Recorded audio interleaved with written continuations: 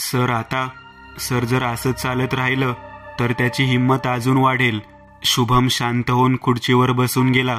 शुभमला माहीत होतं की त्याची हार झाली होती. इथं अजिंक्य पण लाचार झाला होता. त्याने त्याच्या मुलाला पण गमावलं आणि सोबतच त्यांचा आत्मसन्मान पण. इथं सत्य आणि असत्याच्या मार्गात असं वाटत होतं की असत्य जिंकलं. अजिंक्य आणि शुभम दोन्हीच लाचार झाले होते. मीडियामध्ये खबर पसरली की शुभमला सस्पेंड करण्यात आलं आहे. तर मग प्रश्न हा निर्माण झाला होता की नेमका आता किलरला पकडणार कोण? हा खेळ असा चालू राहणार की? शुभमला सस्पेंड होऊन 2 दिवस झाले. या केसमध्ये पुढे काहीच अपडेट झाली नव्हती. मिनिस्ट्रीने हा केस आता CBIच्या हातात सोपला आणि आता पुढे कारवाई करत होती. एका बाजूला जे 25 मुलं गायब होते त्यांना श्रद्धांजली म्हणून कॅन्डल मोर्चा काढण्यात आली. लोक खूप मोठ्या संख्येमध्ये गेट ऑफ इंडियाच्या जवळ हातात मेणबत्ती घेऊन जमा झाले. त्या 25 मुलांच्या फोटोसमोर मेणबत्ती ठेवून लोकांनी त्यांना श्रद्धांजली दिली. पण हे पुरेसं होतं का? शुभम त्याच्या नाकामयाबीमुळे अगदी डिप्रेस झाला होता. तो काही करू शकला नाही याची त्याच्या मनाला खूप मोठा धक्का बसला होता. तेच इथं अजिंक्य हृदयावर दगड ठेवून अजूनही मुलाच्या आसमध्ये काम करत होता. बघता बघता 3 दिवस निघून गेले. 31 जानेवारी गुरुवार 2019. शुभम घरातच बसून सिगरेट पीत होता. तेव्हाच रानू आली तिथं. शुभम आणि रानू बसून बोलत होते आणि राजश्री चहा करायला गेली. शुभम, आय नो, पण तू असा हातावर हात ठेवून बसशील तर कसं होईल? शुभम फक्त गालातल्या गालात हसला. त्याने रानूला काहीच उत्तर दिलं नाही. शुभम, तुला झालंय काय? शुभम, तुला नाही माहित की मी तुला आवडतो? प्रेम आहे तुझं माझ्यावर, हेच ना? आहे नाही शुभम? होतं, प्रेम होतं, आता नाहीये. माझं प्रेम कॉलेजच्या त्या शुभमवर होतं, जो सगळ्याची मदत करणारा होता. लोकांचं दुःख हे त्याला समजत होतं. पण तुला काही पडलीच नाही, कारण की तुझा मुलगा सेफ आहे, घरी आहे, तुझ्याकडे आहे. पण त्या लोकांचं काय, ज्यांचे मुलं? ॲटलिस्ट अजिंक्यचा विचार कर. झालं बोलून, संपली किरकिर. मला त्या दिवशीच कळलं होतं जेव्हा तू स्टेशनला पत्र घेऊन आली होती की मी तुला आवडतो आणि दुसरं मला आता काय करायचं आहे ते मी ठरवलं आहे. शुभम, काय ठरवलं आहेस तू? राजश्रीने शुभम आणि रानूचं बोलणं ऐकून घेतलं. तिला बघून शुभम आणि रानू शांत झाले. पण राजश्री काहीच बोलली नाही आणि चहा ठेवून निघून गेली. रानू शुभमला सॉरी बोलली जे काय झालं त्यासाठी. शुभमने सध्या केसला आणि अपूर्वला कसं पकडायचं त्याला महत्त्व दिलं, ना की वैयक्तिक जीवनला. शुभमने रानूला सगळं समजावलं की आता पुढे काय करायचं आहे. शुभम, यांच्यात खूप मोठी रिस्क आहे. तू त्याला परत अंडर एस्टिमेट करतोय. जर तो निर्दोष मुलांना मारण्यासाठी इतकं रिस्क घेऊ शकतो तर मग मी त्यांचा जीव वाचवण्यासाठी रिस्क का नाही घेऊ शकत? पण शुभम, रानू, काही होणार नाही. Let's just do it. Shubham रानूला बोलताना मधीच आडवत बोलला. रानू शुभम सोबत बोलून निघाली आणि निघताना ती राजश्रीला सॉरी बोलली. सॉरी नको बोलूस. काय आहे की शुभम आहेस तसा. कुठलीही मुलगी त्याच्या प्रेमात पडेल. पण मला त्याच्यावर पूर्ण भरोसा आहे की काही झालं तरी तो मला नाही सोडणार. हे ऐकून शुभम पण त्याच्या जागेवरून उठून राजश्री जवळ आला. हो, बरोबर बोललीस तू, आणि खरंच तो तुला नाही सोडणार. रानू शुभम आणि राजश्रीला बाय म्हणून तिथून निघाली. इथं अपूर्व त्याचा वेगळ्याच दुनियेत रमत होता. हातात कोयता घेऊन तो गाणं म्हणत होता. आडगुळं मडगुळं सोन्याचं कडगुळं, रुपयाचा वाळा, तान्या बाळा, तीट टिळा, आणि मग हसायला लागला. असं करत तो येऊन एका कोपऱ्यात बसला आणि डोळे बंद करून त्याच्या जुन्या आठवणीत हरवून गेला. गाडीच्या हॉर्नचा आवाज ऐकून साहिल जोरात ओरडला. मम्मी, पप्पा आले. हो माहीत आहे, बघ लवकर ये. हां, मग माहीत आहे ना मी काय सांगितलं आहे. आज आपण तुझ्या वाढदिवसानिमित्त तुझ्या पप्पांना सरप्राईज द्यायचं आहे. आणि हो, पप्पांना काही सांगू नको, अंजली म्हणाली.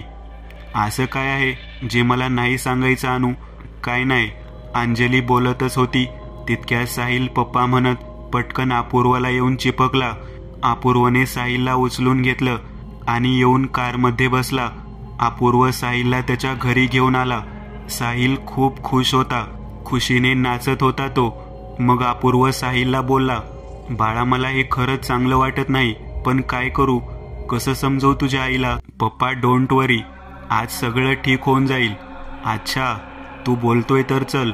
अपूर्व साहिलला घेऊन परत अंजलीकडे जाण्यासाठी निघाला.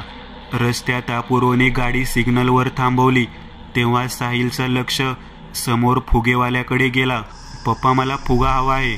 हो बाळा, आता सिग्नल सुटणार आहे, आपण पुढून घेऊया फुगा. साहिल हट्टाला पेटला होता. त्याने काही ऐकलं नाही. नेमकं इथं सिग्नल सुटला. अपूर्वने गाडी चालू केलीच आणि साहिल गाडीतून उतरून धावत फुगेवाल्याकडे जात होता आणि मधीच त्याला एका गाडीने उडवलं. अपूर्वने पटकन गाडी थांबवली आणि तो साहिल जिथं पडला होता तिथं गेला. सगळ्या गाड्या थांबल्या. साहिल अपूर्वच्या नजरेसमोर पडला होता. त्याला काही सुचत नव्हतं की काय करावं. सगळं अचानक घडलं. अपूर्वला असं वाटत होतं की जणू जग इथंच थांबलं आहे. त्याला सगळं एकदम स्लो मोशनमध्ये दिसत होतं. लोकांचं ओरडणं, गाडीतून बाहेर येणं.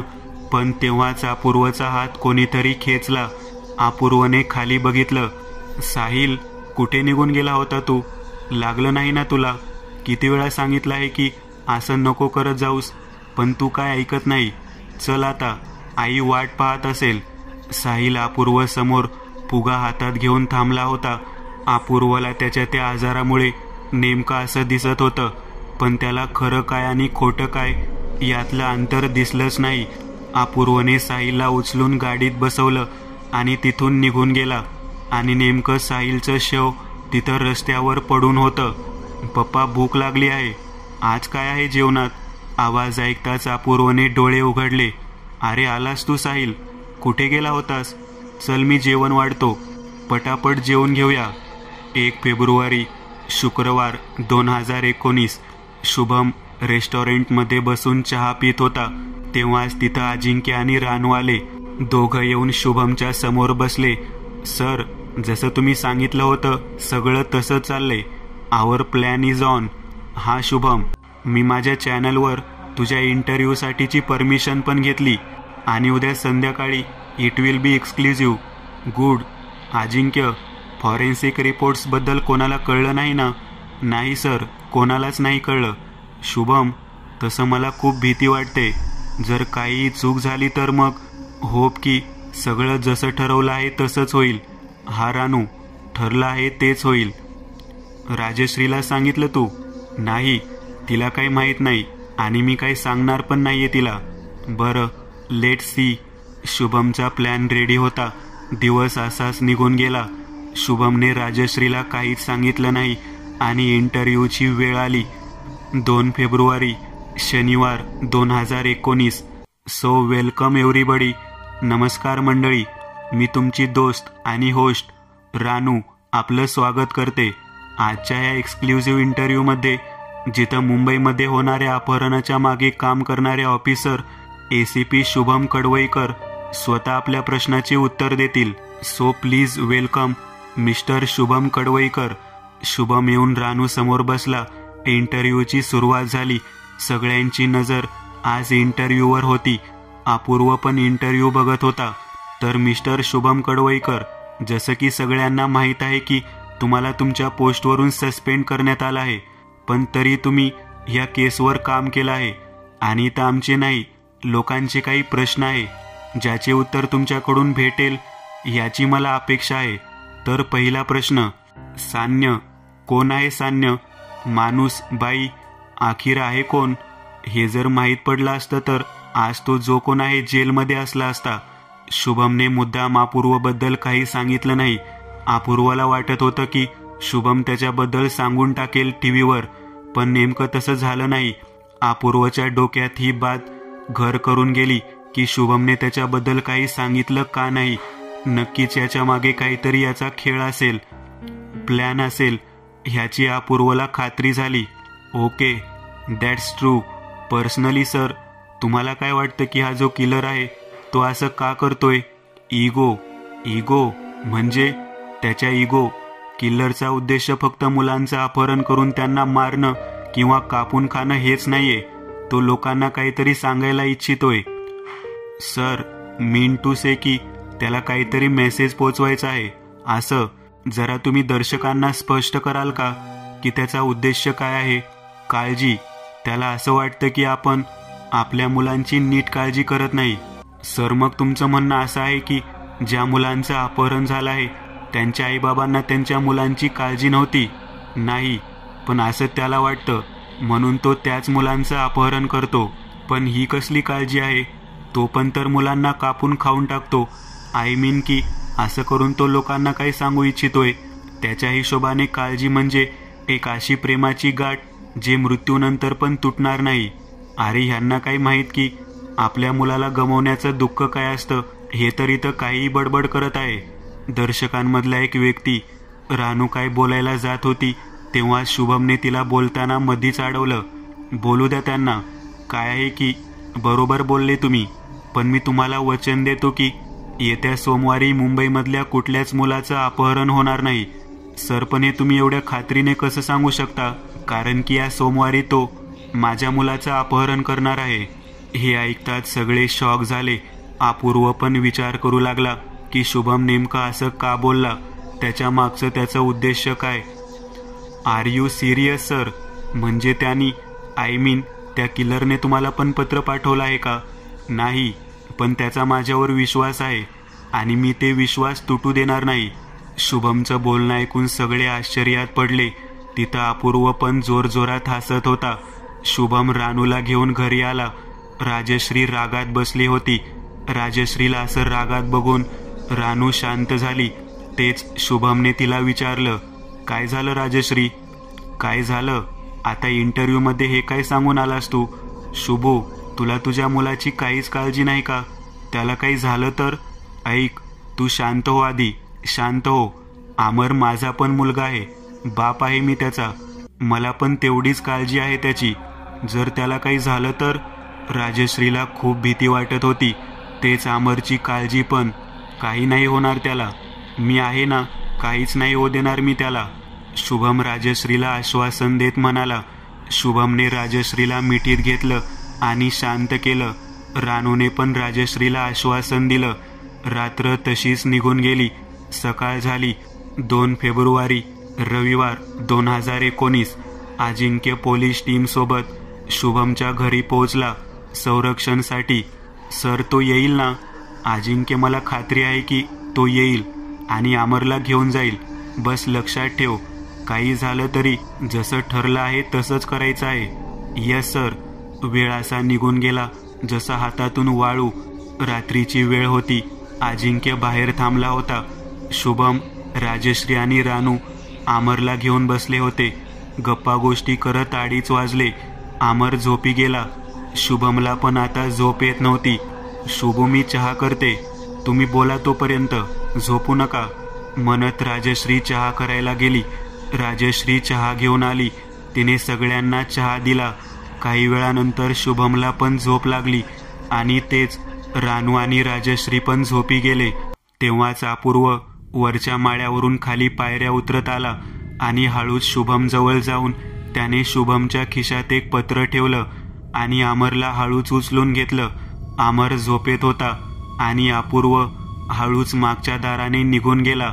अपूर्वने अमरला गाडीत बसवलं आणि गाडी चालू करून तिथून निघून गेला. जेव्हा गाडीचा आवाज आला तेव्हा शुभम पटकन झोपेतून उठला आणि अजिंक्य धावत घरात आला. बघतोय तर काय, अमर नव्हता. त्याने शुभमकडे पाहिलं. त्याला तो पत्र दिसला जो अपूर्वने त्याच्या शर्टच्या खिशात ठेवला होता. सर, तो पत्र. शुभमने ते पत्र काढलं आणि वाचायला सुरुवात केली. अमर, वय 6. बाळा, तुला मारण्याचा माझा प्लॅन नव्हता, पण चुकी तुझ्या बापाची आहे. पण जसं की मी नेहमी सांगतो, मला त्याच्यावर विश्वास आहे. तर मग काय करू, आलो मी. काय सर, झालं ना, पण काळजी करू नका. त्याला कापून जेव्हा मी खाणार ना तेव्हा तुम्हाला व्हिडिओ काढून पाठवेल मी. काय आहे की शेवटी ही संधी पण तर मला तुम्हीच दिली आहे ना. धन्यवाद, खूप खूप आभार. सान्य. राजश्री रडायला लागली. रानूचे हातपाय गारटले. की नेमकं पुढं काय होईल आता. शुभमने राजश्रीला समजावून शांत केलं. अजिंक्य, जसं ठरलेलं तू त्या जागेवर पोच. हो सर. रानू, हे घे पत्र. ठरल्याप्रमाणे मीडियामध्ये न्यूज पसरवून टाक. हो शुभम.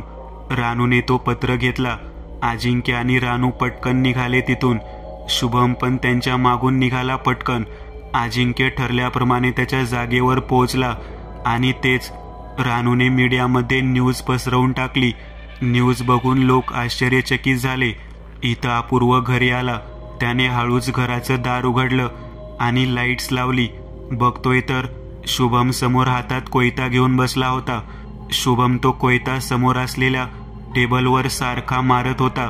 कटकट असा आवाज ऐकून एकांतर अपूर्व एक क्षण घाबरला, पण मग त्याने दार बंद केलं आणि येऊन शुभमच्या समोर बसला. काय मग मित्रा, काम झालं की नाही? कापलं त्याला की अजून काम बाकी आहे?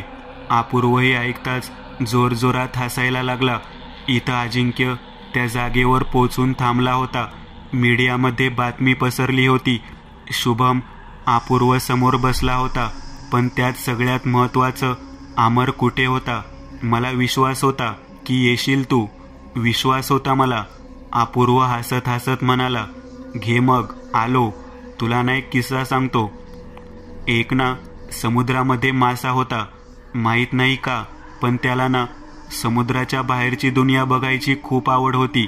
तो रोज त्याच्या बापाला सांगायचा आणि त्याचा बाप म्हणे आज नाही उद्या. पण तुला काल काय झालं माहीत आहे? तो मासा ना स्वप्नात आला माझ्या. म्हणे दुनिया बघायची आहे मला तुमची. मग काय, पाण्यातून घेऊन आलो त्याला. अपूर्व जोरात हसायला लागला. या कथेचा निष्कर्ष काय ते माहीत आहे. जी जागा ज्याच्यासाठी आहे ना त्याला तिथंच खुश राहावं.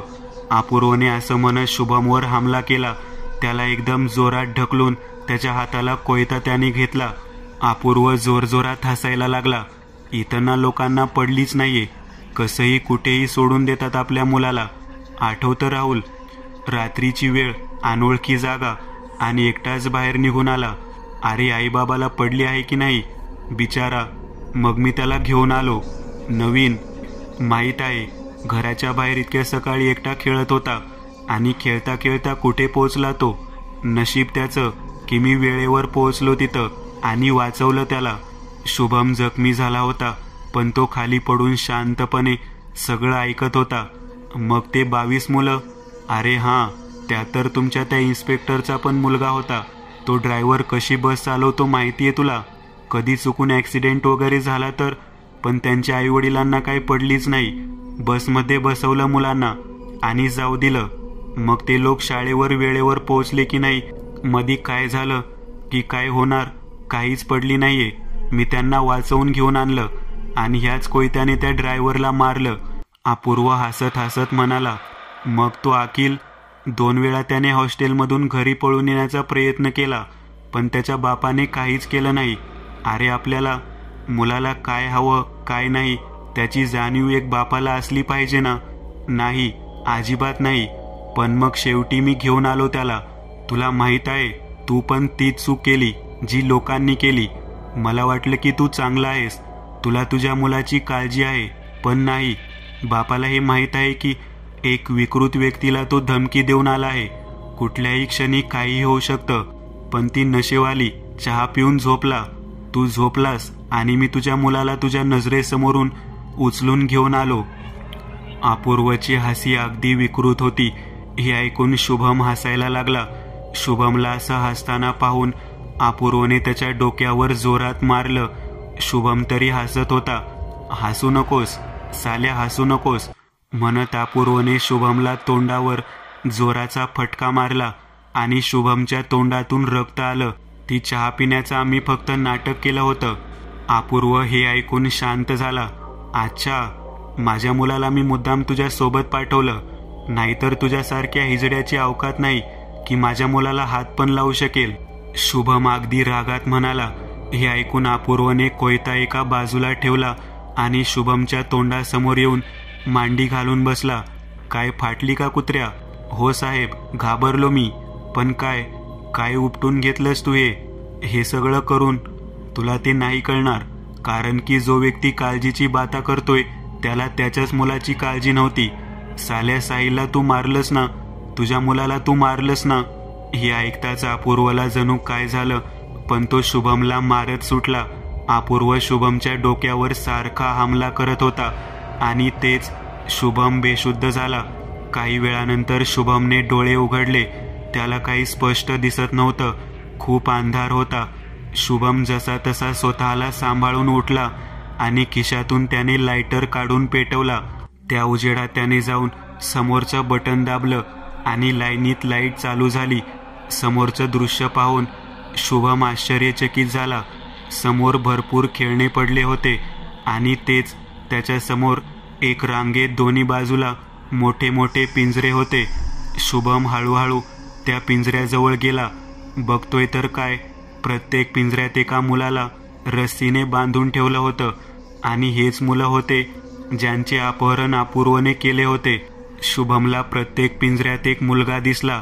पुढे जाताना त्याला एका पिंजऱ्यामध्ये अमर पण दिसला, पण त्याच्या पुढच्या पिंजऱ्यामध्ये कोण नव्हतं, पण रस्सी मात्र अडकून होती. तेव्हाच त्याला पाठून आवाज आला, साहिल, माझा मुलगा खूप एकटा पडला होता. तो कोणच नव्हतं त्याच्यासोबत खेळायला. माझ्या एक चुकीमुळे तो मेला. मला तो माहीत आहे, मी येडा आहे, मानसिक संतुलन ठीक नाहीये माझं, पण मी माझ्या मुलाला नाही मारलं. मी तर खूप प्रेम करतो त्याला. इतकी काळजी आहे मला त्याची जितकी कोणाला कुठल्याच आईबाबाला नाही. पण तो येतो, तू नाही बघितलं ना त्याला म्हणून तुला असं वाटतंय, पण तो नाही येतो. सांगतो मला, पप्पा भूक लागली आहे, पप्पा भूक लागली आहे, मला खेळायचं आहे. पण मग मधीच काय माहीत कुठे निघून जातो. तू ना घेऊन जा या सगळ्या मुलांना, घेऊन जा. मला विश्वास आहे तू यांची काळजी घेशील. जा घेऊन. म्हणत अपूर्वने स्वतःच्या गळ्यावर कोयता फिरवायला गेला. तेव्हा शुभमने त्याचा हात झटकला. कोयता एका बाजूला पडला आणि शुभमने अपूर्वला जोरात मुका मारला तोंडावर, ज्याच्याने तो खाली पडला. काळजी, काळजी. तुला काय माहित की इतके दिवस या मुलांचे आईबाबा कसे जगतायत. अरे खात नाहीये, रडून रडून एक एक क्षण मरत आहेत आणि तुला एवढी सोपी मौत देऊ. तू मला काय मारशील? मी तर त्याच दिवशी मेलो ज्या दिवशी माझ्या मुलाच्या हत्येच्या आरोपात मला सजा झाली. शुभमने हे ऐकताच अपूर्वला सोडलं. अपूर्वच्या डोळ्यातून पाणी आलं. ते शुभमच्या डोळ्यातून पण अश्रू वाहू लागले. शुभमला काय चांगलं काय वाईट यातला निष्कर्ष करता येत नव्हता आणि तेच तोही खाली हात जोडून बसला. पण ते म्हणतात ना, काळजी पण तितकीच करावी जोपर्यंत ती समोरच्याला घातक नाही वाटत. शुभम त्या सगळ्या मुलांना सही सलामत बाहेर घेऊन आला. अजिंक्य इथं त्याची वाट पाहून उभा होता.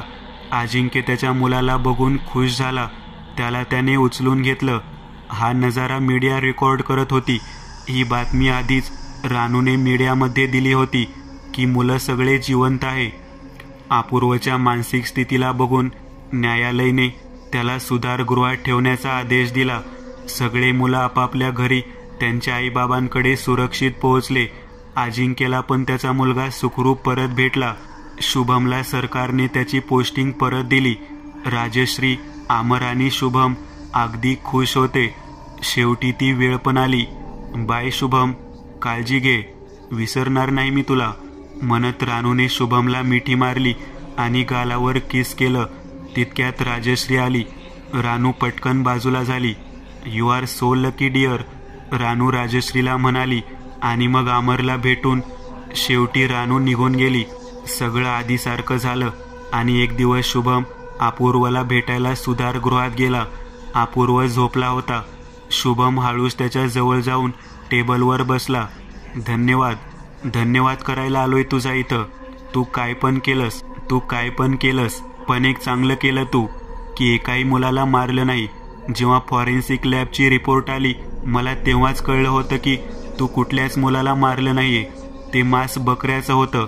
फॉरेन्सिक टेस्टमध्ये हे कळलं होतं. पण मला प्रश्न होता की तू शेवटी मग मुलाचं केलं काय. हे माहिती करण्यासाठी एक दिवस रात्री मी लपून तुझ्या घरात घुसलो. खूप शोधलं पण काही भेटलं नाही.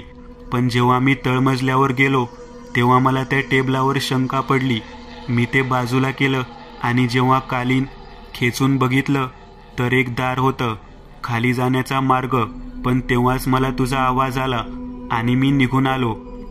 मला खात्री झाली की त्या दारामागे तू मुलांना ठेवला असशील. इथून तू एकत्र एवढे मुलांना घेऊन येऊ शकत नाही घरात.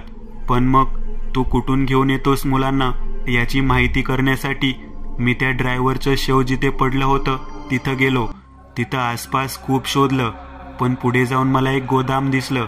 जेव्हा आत जाऊन बघितलं तर दिसायला ते नॉर्मल गोदाम होतं, पण तिथं पण मी तसंच कालीन बघितलं जसं तुझ्या घरात होतं. जेव्हा ते बाजूला काढला तिथून आत जाण्यासाठी रस्ता होता.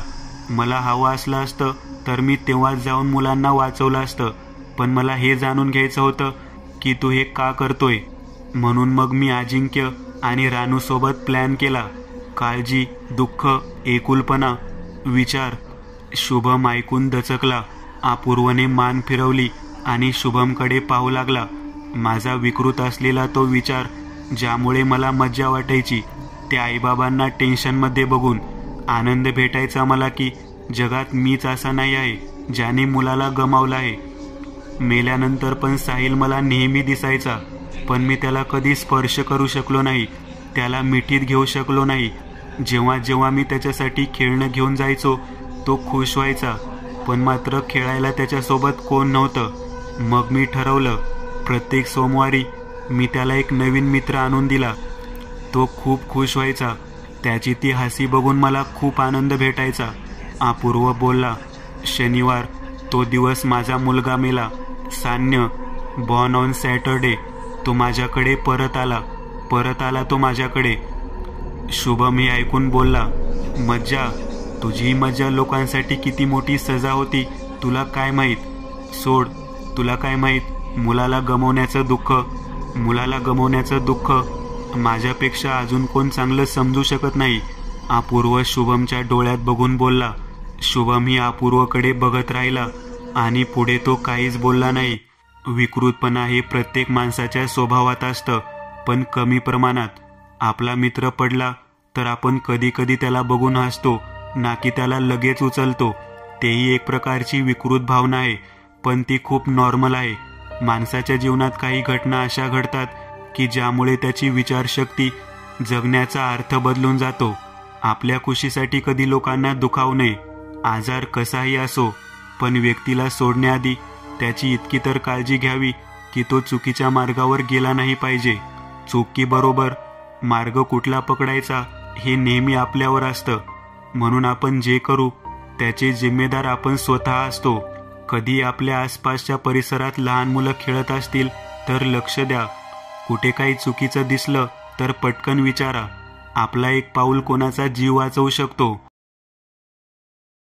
मित्रांनो, आज पुरतं एवढंच. तुम्हाला जर काही गोष्ट आवडली असेल तर नक्की लाईक करा. तुमच्यापैकी बरेचसे जण व्हिडिओ लाईक न करताच पळून जातात, पण हा जर व्हिडिओ तुम्ही लाईक केला तर मला जरा बरं वाटेल आणि असेच भारी भारी व्हिडिओ बनवायची माझ्यात एनर्जी येईल. त्यामुळे नक्की लाईक करा. आणि अजूनही कोणी या चॅनलला सबस्क्राईब केलेलं नसाल तर लगेच सबस्क्राईब करून टाका. आणि बाजूची घंटी ती मात्र दाबायला विसरू नका. देवाची घंटी आहे ती. चला तर मग पुन्हा भेटूया अशीच एक आगळी वेगळी गोष्ट घेऊन पुढच्या